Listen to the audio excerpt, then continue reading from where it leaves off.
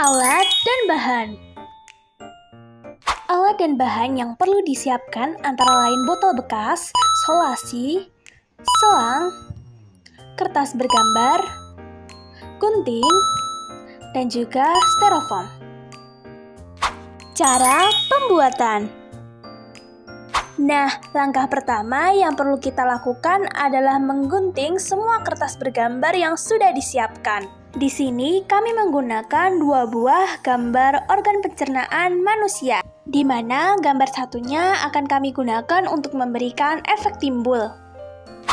Setelah selesai menggunting kertas bergambar, langkah selanjutnya kita bisa mulai menempel kertas bergambar pada styrofoam dengan menggunakan lem atau isolasi.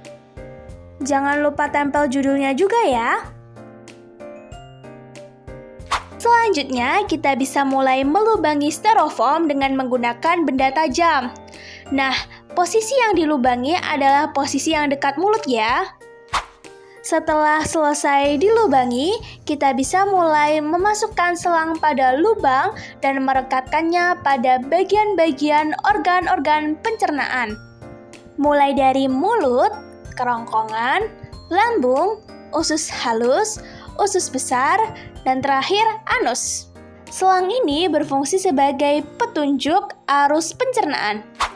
Setelah dipasangi selang, di sini kami merekatkan organ usus di mana berfungsi untuk menghasilkan efek timbul.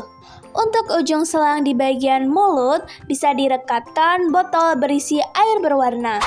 Langkah selanjutnya, kalian bisa mulai menempelkan nama-nama organ untuk mempermudah ingatan para peserta didik, seperti mulut, kerongkongan, lambung, dan lain sebagainya. Cara kerja. Nah, teman-teman, media ajar ini bekerja ketika kita menekan botol yang berisi air, di mana air diibaratkan sebagai makanan.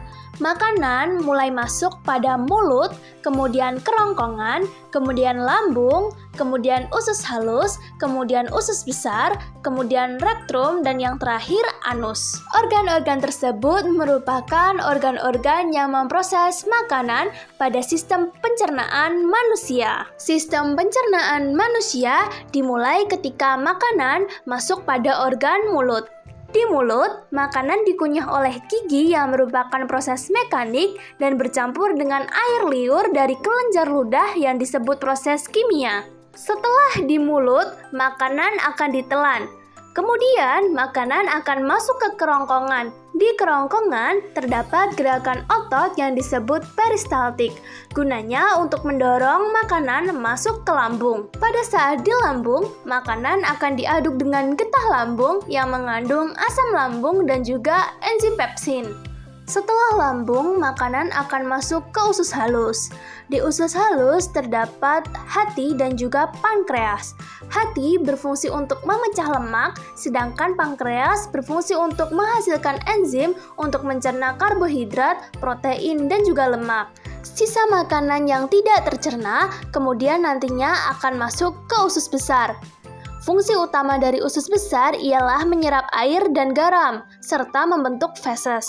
Feses yang sudah terbentuk akan disimpan sementara di rektum, bagian akhir dari usus besar. Ketika rektum penuh, maka akan timbul dorongan untuk buang air besar. Kemudian, feses dikeluarkan dari tubuh melalui anus. Tadi adalah penjelasan mengenai alur bagaimana sistem pencernaan pada manusia bekerja.